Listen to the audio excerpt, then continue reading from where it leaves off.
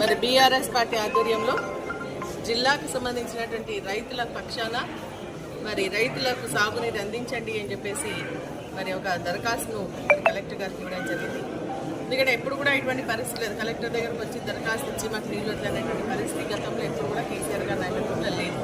ఎందుకంటే ఆ రోజు జీవో ఇచ్చి మరి 1.4 టీఎంసీకి సంబంధించి 7 స్పెల్స్లో 0.2 టీఎంసీ ప్రతి స్పెల్కి ఇవ్వాలి అని చెప్పేసి పంటలు కాపాడాలి అన్న ఆలోచనతో ఇస్తే ఈరోజు రైతులందరూ కూడా మన మెదక్ జిల్లాకు సంబంధించి మరి ఇటు సింగూర్ మంజీరాకు సంబంధించి గన్పూర్ ఆనకట్ట ప్రాజెక్టు కానీ హల్దీ వాగుకు సంబంధించినటువంటి రైతులందరూ కూడా నాట్లు వేసుకున్నారు, కొంతమంది నాట్లు కూడా వేసుకున్నారు.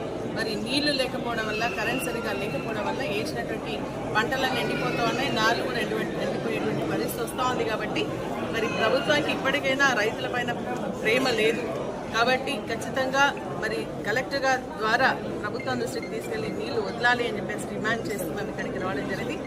మనం రేవంత్ రెడ్డి గారు మాట్లాడుతూ ఒక సభలో రైతు రాజ్యాన్ని మేము తెచ్చినాము, మరి దానిపైన నేను సవాల్ ఇస్తుతా ఉన్నా, కేసీఆర్ గారు వస్తారా కేటీఆర్ గారు వస్తా అన్నారు. ఇదేనా రైతు రాజ్యం అంటే? పంటలు ఎండగొట్టడమే రైతు రాజ్యమా అని చెప్పేసి మేము ఈ సందర్భంగా అడుగుతా ఉన్నాం. ఆ రోజు కేటీఆర్ గారు ప్రెస్ క్లబ్కి వెళ్ళి రండి నేను చర్చిస్తా అని చెప్పేసి టైం ఇచ్చి పోతే మరి ఢిల్లీకి పారిపోవడం జరిగింది ముఖ్యమంత్రి గారు. వాళ్ళకి రైతులు అంటే ప్రేమ లేదు, రైతుల పంటలు కాపాడాలని చిత్తశుద్ధి లేదు, రైతులు పండించినటువంటి ధాన్యాన్ని కొనేటువంటి ఆలోచన లేదు, రైతు కొన్నటువంటి చన్నవడ్లకు బోనస్ ఇచ్చేటువంటి ఆలోచన కూడా ఈ ప్రభుత్వానికి లేదు అని చెప్పేసి కూడా నేను ఈ సందర్భంగా తెలియజేస్తాను. రైతులకి కొంత అక్కడెక్కడ ఇబ్బంది అవుతున్నా కూడా రైతులు ఏదో కష్టాలు పడి తెచ్చుకుంటున్నారు. కానీ వర్షాలు ఒక్కసారి పడితే మాత్రం ఈ జిల్లాలో చాలా సివియర్ షార్టేజ్ ఉంది, యూరియా కానీ కాంప్లెక్సెస్ కానీ. కాబట్టి వాటిని ఇమీడియట్గా ఏర్పాటు చేసుకోవాలని చెప్పేసి కూడా కలెక్టర్ గారికి కోరడం జరిగింది. ఇప్పటికైనా ప్రభుత్వాన్ని డిమాండ్ చేస్తూ ఉన్నాం, మీరు మాటలు పక్కన పెట్టి చేతల రూపంలో మీరు ప్రజల రైతుల ఇచ్చినటువంటి హామీలు నిలబెట్టి ముందుకు రావాలని చెప్పేసి మేము ఈ సందర్భంగా డిమాండ్ చేస్తూ ఇమీడియట్గా రిలీజ్ చేయాలని. ఎందుకంటే ఇటు మాకు దాదాపు 10-15 మండలాలు వస్తాయి మెదక్ నర్సాపూర్ నియోజకవర్గానికి సంబంధించి గన్పూర్ ఆనకట్ట కింద.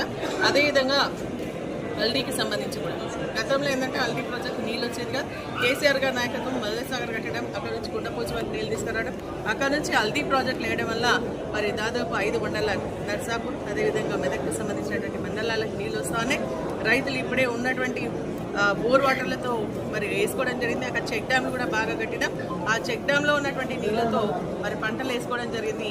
నీళ్లు లేక ఇప్పుడు ఎండిపోయేటువంటి పరిస్థితి వస్తాం కాబట్టి మల్లెసాగర్ నుంచి కొండపోచం నుంచి హల్దీ ప్రాజెక్టు కూడా నీళ్ళు రిలీజ్ చేసి రైతుల పంటలు కాపాడాలని సందర్భంగా డిమాండ్ చేస్తారు. లేని పక్షంలో పెద్ద ఎత్తున ఉద్యమాన్ని కూడా